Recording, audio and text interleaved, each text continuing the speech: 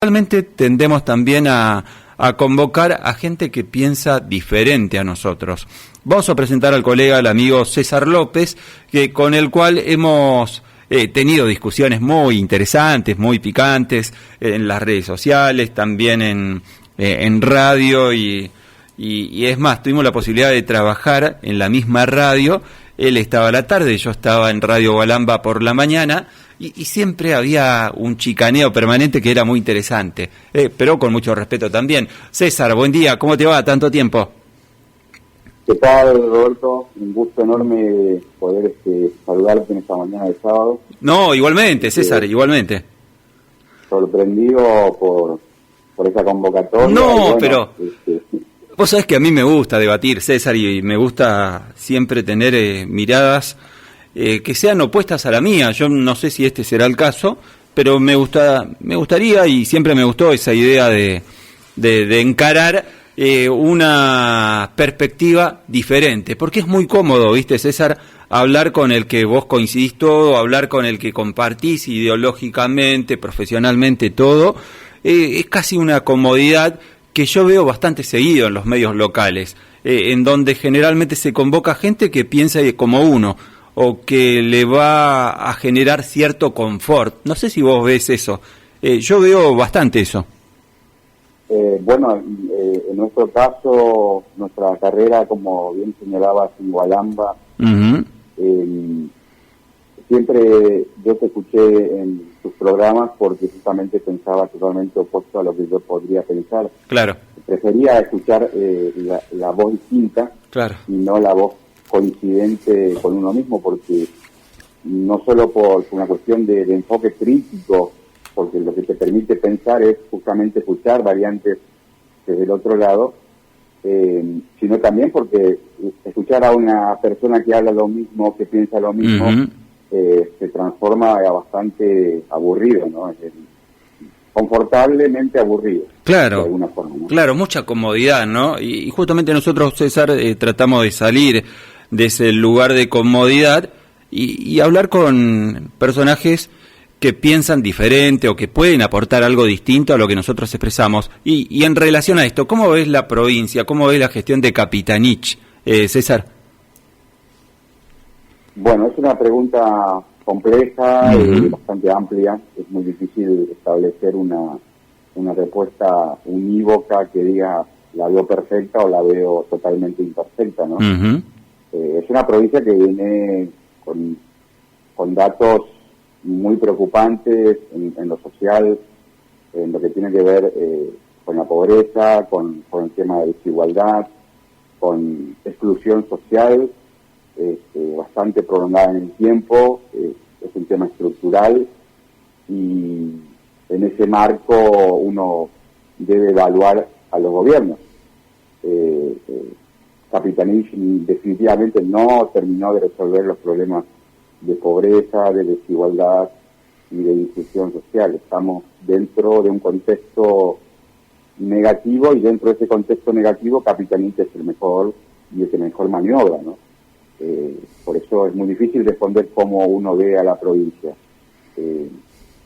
Siempre son datos preocupantes, no desde ahora, sino desde hace muchos años.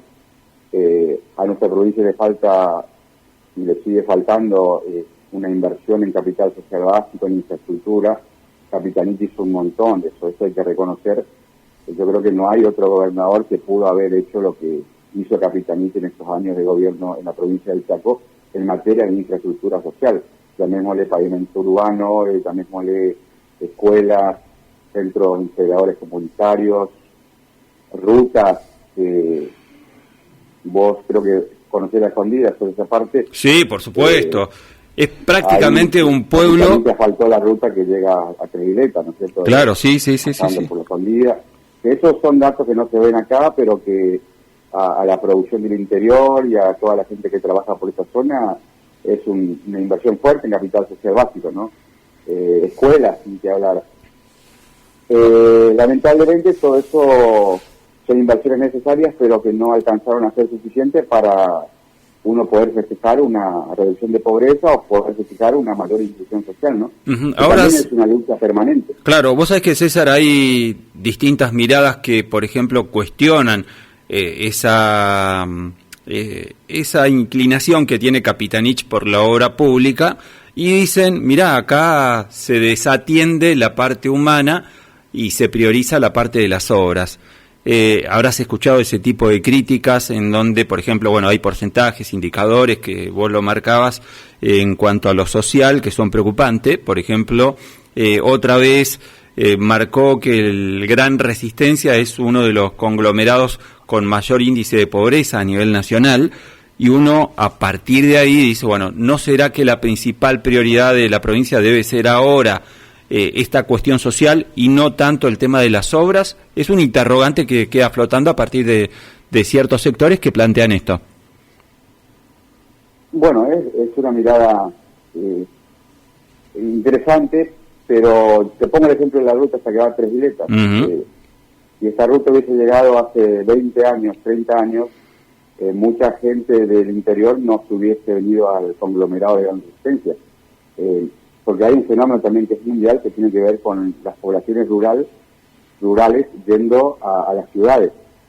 Hoy creo que estamos 90% viven sobre ya zonas urbanas y un 10% en las zonas rurales. Con inversiones que hubiesen llegado mucho antes, tal vez muchísima gente que hoy está acá en Resistencia no se hubiese venido porque la oportunidad la hubiese tenido ahí en su zona rural. También con el tema de las universidades, hay mucha gente que viene a estudiar a Resistencia, se va a Rosario, Buenos Aires, porque no hay universidades cerca de sus lugares.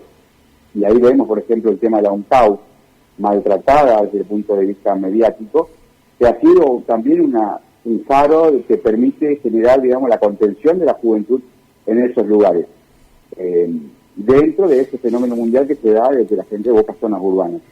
Entonces, tomar la obra pública para llevarla al interior también es necesario, a los fines de crear ese capital social que permita el arraigo de la población rural o de la población de los pueblos en los lugares de orígenes, y no que nos vengamos todos a amontonar acá en el Gran Resistencia, porque acá también, al amontonarnos todos,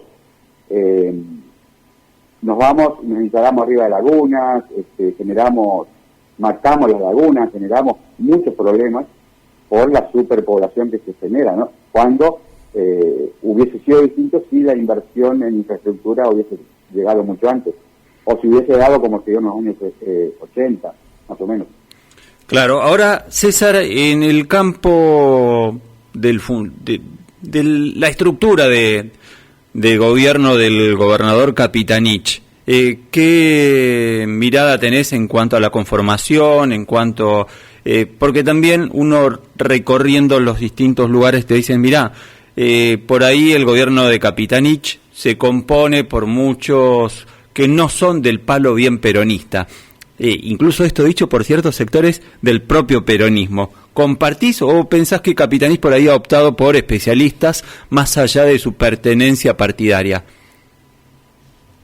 Primero que hay un problema que atraviesa a todos los partidos políticos, que es una crisis dirigencial, ¿no? Tanto la Unión Cívica Radical como el Partido Justicialista le costó bastante generar cuadros políticos. Entonces, en esta crisis dirigencial está la gente que tiene Capitanich ahí en el gobierno y también la gente que está dentro del rango de los opositores. Allí faltó, obviamente, que son trabajos de años, falta una mentalidad donde los Capitanich, en tanto el líder, pueda generar un entorno de líderes donde aparezcan nuevos líderes. Eso no lo hizo Capitanich en todos estos años, no lo va a hacer ya de acá en adelante, porque no está dentro de su impronta, y en ese marco contrata ministros muy suaves desde el punto de vista político, ministros que tienen en algún caso poca sensibilidad social, ministros que no conocen los elementos que integran lo cotidiano en una empresa, en una universidad, en una familia. Es decir, ministro con poca capacidad de leer el escenario sobre el cual están trabajando. Entonces, esto es una crisis dirigencial que la vamos a tener ahora, y con el gobierno que venga, llame como se llame. Pero es un problema que lamentablemente el ámbito de los debates políticos en otros años, en las universidades había un ámbito de debate político bastante interesante. Claro, ahora como que se acható, ¿no? Como que se acható el debate político, ¿no? Lamentablemente, como que... Los estudiantes universitarios estaban en la discusión política, los médicos, en distintos ámbitos se fue perdiendo el hambre por el debate político, y fue generándose más una universidad o un hospital más visto como una caja para resolver problemas económicos de un grupo determinado, y no tanto como un ámbito de decisión política. Mira, te cuento, César, una infidencia. O sea, que yo invité al diputado Esdero para debatir con Rodrigo Campos, por ejemplo, ahora, porque nosotros justamente proponemos también este debate político que siempre nos parece interesante, relevante, o que puede llegar a ser productivo para la gente que está del otro lado. Y la respuesta del otro lado de Esdero fue: y mirá, yo creo que no es el momento de debates. La gente no quiere escuchar a políticos debatiendo, palabras más, palabras menos, no, nos dijeron esto. Y nosotros queremos lo contrario en relación a esto. Y justamente pensando de cara a lo que viene, César, ¿cómo te hace el escenario electoral?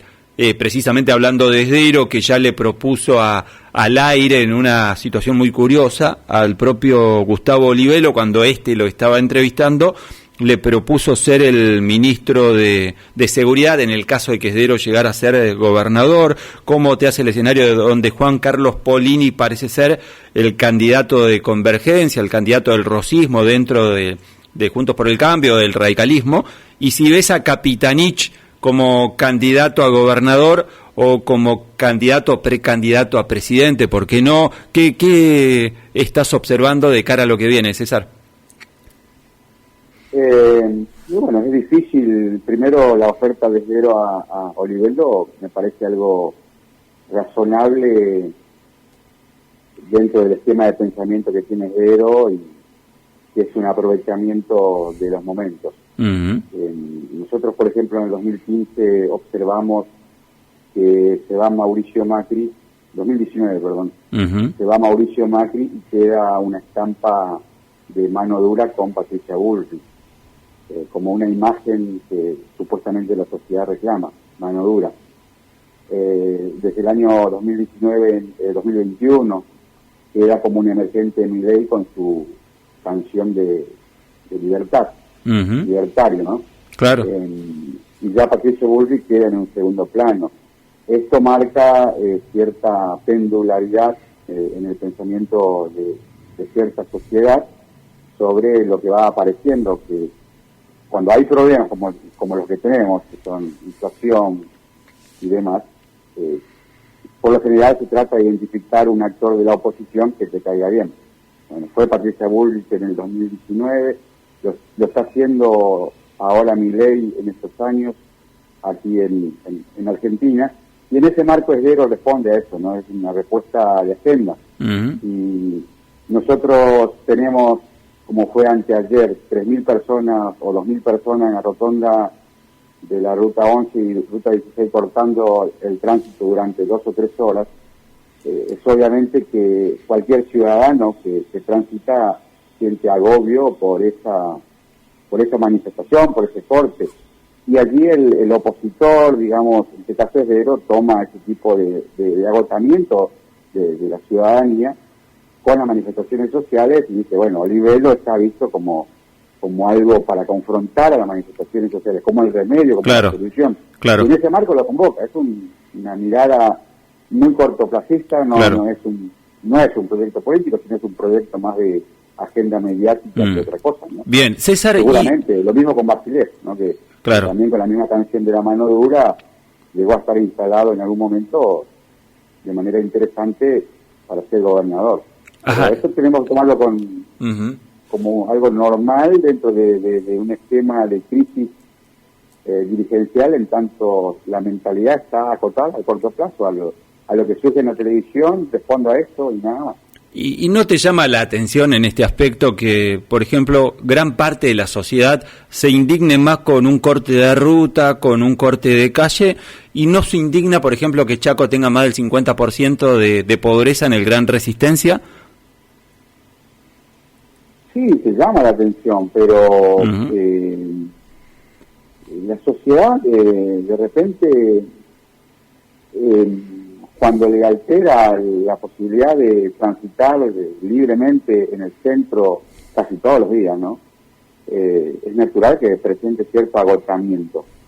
No es algo inhumano que Juan Pérez, que tiene que ir a un laboratorio clínico, a un médico, y de repente tiene que andar buscando en el GPS por dónde pasar para sortear los piquetes. Es un agotamiento natural, biológico del ser humano. Lamentablemente ni el gobierno actual, que es el de Jorge Capitanich, ni el gobierno que venga tienen la solución para disminuir las manifestaciones sociales, que tiene que ver con generar recursos para que disminuya la pobreza, que haya más inclusión social, y eso no está en planes de nadie, creo yo, capaz que sea en plan político de alguien, pero es muy difícil ver la solución, ver la luz al final del túnel, de esto que se ha instaurado como una costumbre en la existencia, ¿no?, de las permanentes manifestaciones sociales. Ahora, está bien, yo entiendo eso, César. Que se enojan con los claro, piqueteros. Yo entiendo, César, eso. Yo entiendo la indignación de la gente que a lo mejor, bueno, tiene que desviarse todo el tiempo para ir hacia donde quiera ir en relación al recorrido, las calles que tenga que utilizar, pero ¿no es más preocupante, más estructural que convivamos, que naturalicemos un porcentaje X de pobreza? Por ejemplo, más del 50% es mucho más que la media nacional, por ejemplo. Y fíjate que la dirigencia... Claro, y fíjate, César, que la dirigencia política no tiene como su principal eje de agenda el tema de la pobreza. Sí, en cambio, el tema de los piquetes. Pero, bueno, esa indignación, te pongo un ejemplo. Te vas a un barrio de Resistencia, cualquiera, salís ahora que está lloviendo, tenés que desviar el barro, tenés que desviar la calle, esperar un colectivo urbano, te subís un colectivo urbano que están maltrechos, malos, te venís como podés para el lado del centro, en este colectivo urbano que va con permanente amenaza que en la próxima esquina se queda, llegás al centro y tenés los piquetes. Imagínate vos desde la salida de tu casa, pasando por las calles con muchos baches que tenemos Resistencia, en un colectivo maltrecho, te bajás en el centro y te encontrás con una manifestación social, obviamente que te va a brotar la indignación. Y toda esa indignación que está contra el dirigente de los piquetes, si uno observa un poco más, es una indignación ya con la pobreza, porque salir del barrio y hacer todo este recorrido te marca que vas en un estado total de pobreza. Ahora, ¿cómo se le reclama a un gobierno que reduzca la pobreza? No sé, es muy difícil, ¿no? Queda claro. César. En otro tiempo había revolucionarios. Pero hoy claro. Tenemos gente que se queja, algunos que tienen discurso de rebeldía, pero no se llega a la revolución. No. Discursivamente. Es muy difícil pensar bajo ese paradigma mental de la dirigencia y también nuestra, de la sociedad, poder pensar cómo vamos a resolver la pobreza, ¿no? Seguro. César, 11:43, charlamos bastante. No va a ser la primera vez que te vamos a convocar, seguramente, de acuerdo a tu disponibilidad horaria también, pero no nos peleamos casi nada, César. No nos peleamos casi nada. Por suerte no. Estamos más veteranos. Estamos grandes, César. Las armas. Me gustaría invitarlo a Darío Zarco. Ajá. Pero lo invité, ¿sabes que lo invité y se hizo el loco? Que participe en tu programa. No, sí, lo invité. Lo digo al aire, lo invité, le mandé mensajes, se hizo loco, ¿viste? No, él está en otra, no quiere participar. Pero bueno, después vamos a insistir a ver... Es un periodista del mundo del escrito. Sí, por supuesto. Pero voy a insistir, porque me interesa contar con la voz, la palabra de todos los periodistas, las periodistas que puedan participar en este espacio serán bienvenidos, sobre todo aquellos que piensan o que tienen una editorial diferente a la nuestra. César, por ejemplo, HDP Noticias, que es el diario digital que conduce, es uno de los pocos diarios que presenta un enfoque crítico, que genera un disparador para que uno piense temas de la coyuntura habitual, ¿no? Así que por eso sí me gustaría escucharlo ahí contigo. Por supuesto, no, de hecho lo invitamos ahora, lo hacemos público a la invitación y vamos a insistir, ojalá que Darío pueda hablar con nosotros para que dé también su mirada, ¿no? Como tratamos de hacerlo en este programa, concentramos o tratamos de concentrar todas las ideologías, las miradas posibles. César, un abrazo grande y será hasta la próxima. Muchísimas gracias. Y por último te aporto el CONES. Dale. Que tiene una institución, una estructura que supuestamente está pensado para armar proyectos de desarrollo en la provincia. Hoy no aparece en el debate dentro de la pobreza, cómo generar empleo, etcétera, claro. etcétera. Eso marca, digamos, el estancamiento que tenemos en ese tipo de debate. Bien, ojalá. Gracias, Roberto. No, al contrario, César, abrazo grande. Un abrazo, abrazo grande, será hasta la próxima. Interesante lo que marcaba César en cuanto al CONES, que es también, ¿no? Que empieza a discutirse, que empiece a debatirse, que empiece a agitarse y no tanto